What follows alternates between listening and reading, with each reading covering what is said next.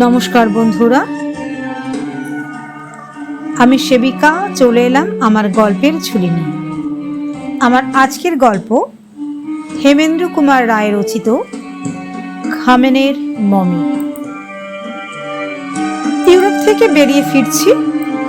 ফেরবার মুখে একবার জাহাজ থেকে নেমে নীলনদের দেশ অর্থাৎ মিশর দেশকে দেখতে গেলাম। প্রাচীন মিশর আর নেই, যে মিশরের অতীত কীর্তি, বিপুল সভ্যতা, বিচিত্র শিল্প, গৌরব, দিগ্বিজয়ী রাজগণ ও পরাক্রমশালী পুরোহিত বৃন্দ সমস্ত জগতের বিস্ময় ও শ্রদ্ধা আকর্ষণ করে, তাকে আজ কেবল ইতিহাসের পাতায় খুঁজে পাওয়া যায়। তার পিরামিড ও দেব পূজার মন্দির আজও অক্ষয় হয়ে মরুভূমির প্রান্তে দাঁড়িয়ে আছে। চিত্রে ও ভাস্কর্যে তার সন্তানদের আজও দেখা যায়। সেদিনকার নীলনদ আজও সে একই সঙ্গীত গেয়ে সমুদ্রের সন্ধানে ছুটে চলে। কিন্তু প্রাচীন মিশরীয়দের একজন বংশধর পৃথিবীর বুকে আজ বর্তমান নেই। একটা অত বড় জীবন্ত জাতি কেমন করে নিঃশেষ বিলুপ্ত হয়ে গেল, তা ভাবলে রহস্য বলে মনে হয়। আজ যাদের মিশরী বলে ডাকা হয়, তারা হচ্ছে এক সম্পূর্ণ নতুন ও আধুনিক জাতি। এই নতুন জাতির দেশে গিয়ে সেই মৃত পুরাতন জাতির অনেক শিল্পকীর্তি ও গৌরবের নিদর্শন দেখলাম। মনটা কেমন উদাস হয়ে গেল। কার্নাকের মন্দিরের সামনে বসে বসে খানিকক্ষণ পুরাতন মিশরকে ভাবতে চেষ্টা করলাম। হঠাৎ একজন বৃদ্ধ বেদুইন আমার সামনে এসে দাঁড়ালো। কিছুক্ষণ দাঁড়িয়ে দাঁড়িয়ে আমাকে লক্ষ্য করলো। তারপর আমার আরও কাছে সরে এসে চুপি চুপি বলল, হুজুর, মমি কিনবেন? খুব ভালো মমি। সেকালকার নানা জিনিস কেনা ছিল আমার একটা মস্ত বাতিক। মমি কাকে বলে সকলেই জানেন বোধ হয়। প্রাচীন মিশরীয়রা বিশ্বাস করত মানুষের প্রাণ বেরিয়ে গেলেও সে মরে না। শেষ বিচারের দিন দেবতাদের কাছে গিয়ে প্রত্যেক মৃত ব্যক্তিকে জবাবদিহি করতে হয়। ওসিরিস হচ্ছেন শেষ বিচারকর্তা ও অমর জীবনের দেবতা। প্রাচীন মিশরীয়রা মানুষের মৃতদেহগুলোকে রাসায়নিক ঔষধের প্রভাবে নষ্ট হতে দিত না। কবরের ভিতরে সেই অক্ষয় দেহগুলোকে তারা রেখে দিত। চূড়ান্ত বিচারের দিন ওসিরিসের সামনে গিয়ে তারা আবার জীবন্ত হয়ে নিজেদের কাহিনী বলবে বলে। এই রকম রাসায়নিক ঔষধের প্রভাবে সুরক্ষিত মৃতদেহেরই নাম মমি। পুরাতন সমাধি খুঁড়ে এরকম অসংখ্য মমি পাওয়া গিয়েছে। পৃথিবীর সব দেশেরই জাদুঘরে ও খেয়ালি লোকের বাড়িতে খুঁজলে এরকম মমি আজও দেখতে পাওয়া যাবে। অনেকদিন থেকেই আমারও একটি মমি কেনার শখ ছিল। যথেষ্ট দর কষাকষির পর বেদুইন বুড়োর কাছ থেকে যে মমিটা আমি কিনলাম, তার ভিতরে কিছু নতুনত্ব ছিল। এটি মনে হচ্ছে অত্যন্ত বামনের মমি। মাথায় 2.5 ফুটের বেশি হবে না। 4000 বছর আগে এই বামন অবতারটি প্রাচীন মিশরে কৌতুকপূর্ণ দৃষ্টি আকর্ষণ করত। এরকম সুরক্ষিত মমি বড় একটা চোখে পড়ে না। দেখলেই মনে হয় প্রাণ পেলে যেন আজও হেসে খেলে চলে বেড়াতে পারে। এই বামুনের মমি নিয়ে সানন্দে ভারতগামী জাহাজে উঠে বসলাম।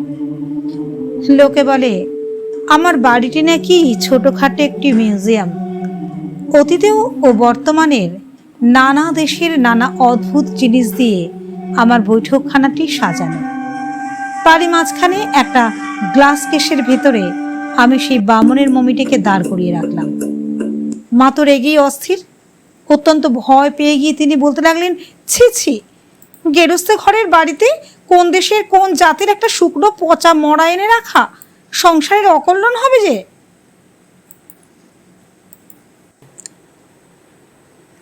অনেক বন্ধু বিদ্রোহ প্রকাশ করলে। কোনো বেশি ভীতু বন্ধু সন্ধ্যার পর আমার বৈঠকখানায় ঢুকতে রাজি হতেন না। আমি কিন্তু সমান অটল।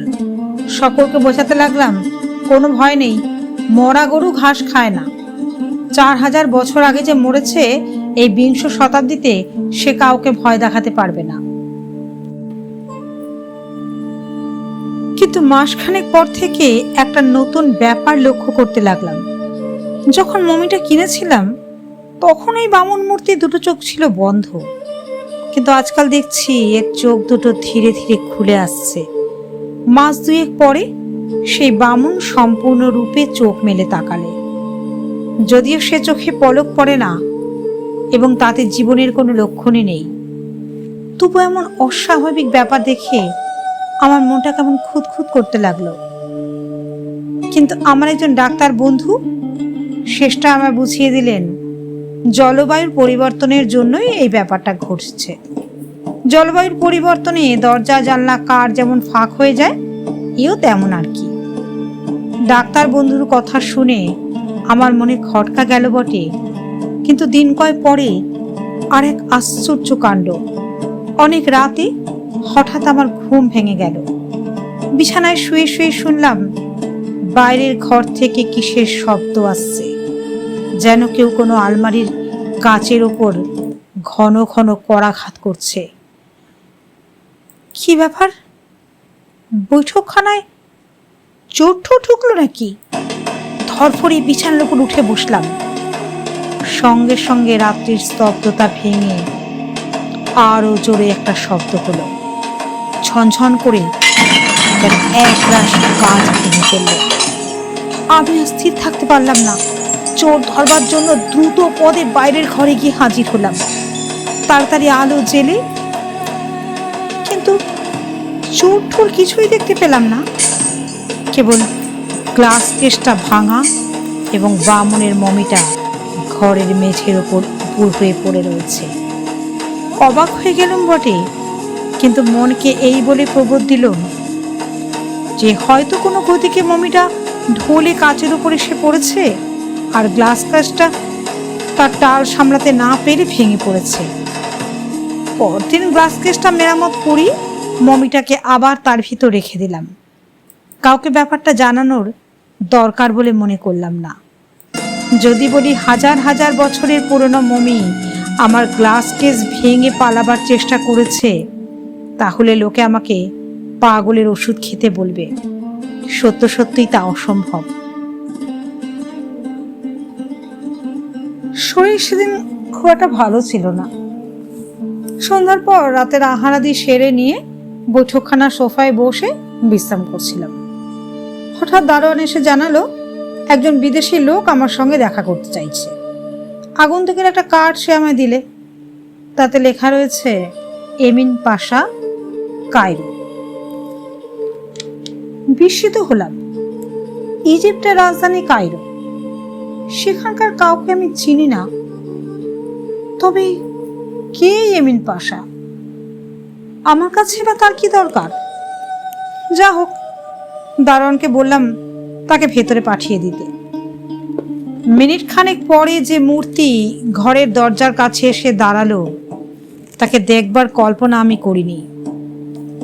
মাথায় সে প্রায় 6.5 ফুট উঁচু, তারপর একটা ফেস টুপি পরে থাকার কারণে তাকে আরো লম্বা দেখাচ্ছিল। চওড়ায় তার দেহ রীতিমতো শীর্ণ, একটা কমফোর্টার দিয়ে তার প্রায় সারা মুখ ও গলা ঢাকা। তার ভেতর থেকে দেখা যাচ্ছে কেবল চশমা পরা দুটো তীক্ষ্ণ চোখ এবং নাক ও গালের সামান্য মাত্র অংশ। পরনে হাঁটু পর্যন্ত ঝোলানো একটা কোট ও এজের। আগন্তুককে দেখেই মনের ভিতর কেমন একটা অজানা অদ্ভুত ভাব জেগে উঠল। অত্যন্ত ভরাট গলায় আগন্তুক ইংরাজিতে জিজ্ঞাসা করলেন, আর মিস্টার সেন?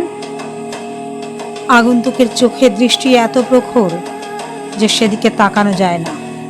চোখ নামিয়ে আমি বললাম, বসতে আজ্ঞা হোক মিস্টার এমিন পাশা, আপনার জন্য আমি কি করতে পারি? এমিন পাশা আমার সামনে একখানা চেয়ারে বসে পড়লেন।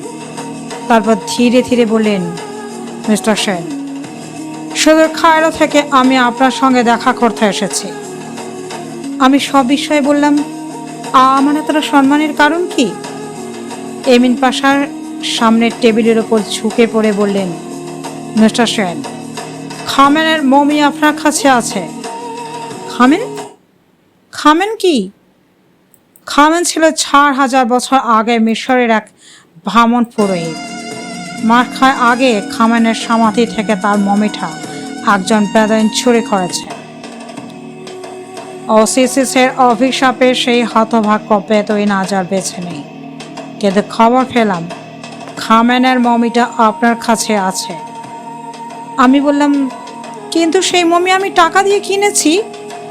এমিন পাশা পকেট থেকে 1 তারা নোট বের করে বললেন, কত টাকা ফেলে আপনি খামেনের মমি আবার ফিরিয়ে দিতে পারেন? আমি একটু বিরক্ত স্বরে বললাম, মমিটা তো বেচবো বলে কিনিনি, টাকার লোভ আমাকে দেখাবেন না। এমিন পাশা তার 2 কনুই টেবিলের ওপর স্থাপন করে হাত দুখানা কপালের ওপর এমনভাবে রাখলেন যে তার চোখ দুটোও আমার চোখের আড়াল হয়ে গেল। সেই অবস্থাতেই তিনি বললেন, মিস্টার স্যার, খামেনের মমির অফারে আপনার কোনো দাবি নেই। আমি হেসে বললাম, টাকা দিয়ে কিনেও যদি তার উপর দাবি না থাকে তবে দাবি কার আছে? অত্যন্ত গম্ভীর স্বরে এমিন পাশা বললেন, মিস্টার সেন, ও মমির অফার কোনো মানুষের দাবি নেই। মমির টাকা দিয়ে খেনবা চেনিস না, ও সিরিজ থাকে গ্রহণ করেছেন।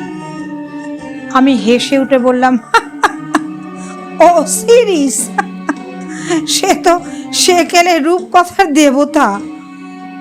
এমিন পাশার সারা দেহের ভেতর দিয়ে যেন কম্পনের বিদ্যুৎ খেলে গেল। হঠাৎ চেয়ারের উপর সিধে হয়ে বসে কর্কশ স্বরে তিনি বললেন, না, ও সিরিজ রূপকথার দেবতা নন।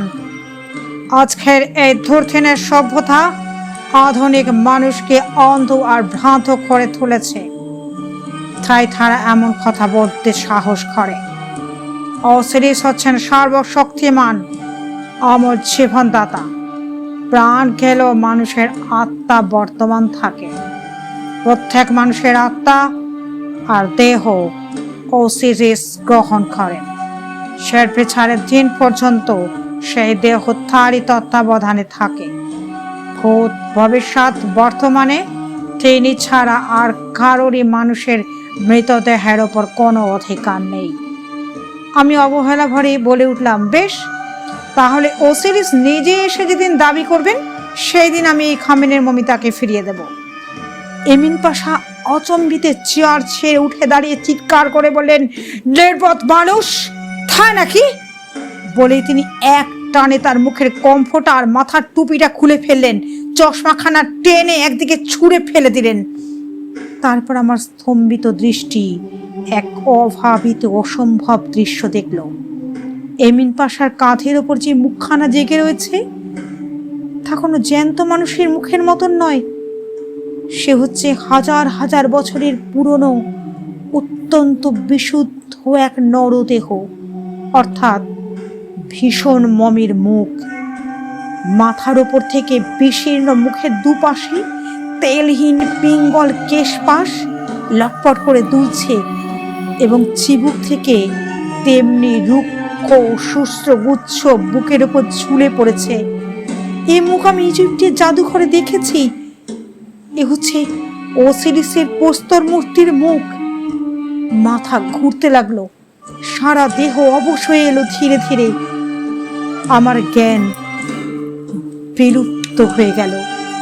আর সেই সময় আমি এক অদ্ভুত বিভৎস অমানুষী কণ্ঠস্বরে শুনতে পেলাম, খামেন, খামেন, খামেন, জাগ্রত হও, তুমি আবার জাগ্রত হও। যখন আমার জ্ঞান হলো দেখলাম আমি সোফার উপর শুয়ে রয়েছি এবং মাথার কাছে বসে মা আমার চোখে মুখে জলের ঝাপটা দিচ্ছেন। সব কথা আমার মনে পড়ে গেল। তাড়াতাড়ি উঠে বসলাম। মা উদ্বিগ্ন স্বরে বললেন, হ্যাঁ বাবা, তোর কি হয়েছিল বাবা? ওখানে অত গোলমাল হচ্ছিলই বা কেন? আর ওই গ্লাস কেসটাই বা ভাঙলো কেমন করে? আমি এক লাফে উঠে দাঁড়িয়ে দেখি গ্লাস কেসটা চূর্ণ বিচূর্ণ হয়ে গেছে এবং তার ভেতরে বামনের সেই মমিটা আর নেই। তাড়াতাড়ি ফিরে মাকে বললাম, মা, মা, এখানে তুমি কাউকে আসতে বা বেরোতে দেখেছো? মা কিছুই বলতে পারলেন না। চেঁচিয়ে দারোয়ানকে ডাকলাম। চিৎকার মুখে জানলাম ফটক দিয়ে কেউ বাইরে বেরিয়ে যায়নি। সারা বাড়ি তন্ন তন্ন করে খুঁজেও এমিন পাশা বা সেই মমির কোনো পাত্তা পাওয়া গেল না। ঘরের মেঝে শুধু কুড়িয়ে পেলাম এমিন পাশার সেই টুপি, চশমা, কম্পিউটার, জামা, এজের ও একজোড়া জুতো। আমি কি অসুস্থ দেখে কোনো বিশ্রী স্বপ্ন দেখেছি, না কোনো চোর ছদ্মবেশে এসে আমাকে ভয় দেখিয়ে ঠকিয়ে মূল্যবান মমিটাকে চুরি করে নিয়ে গেল?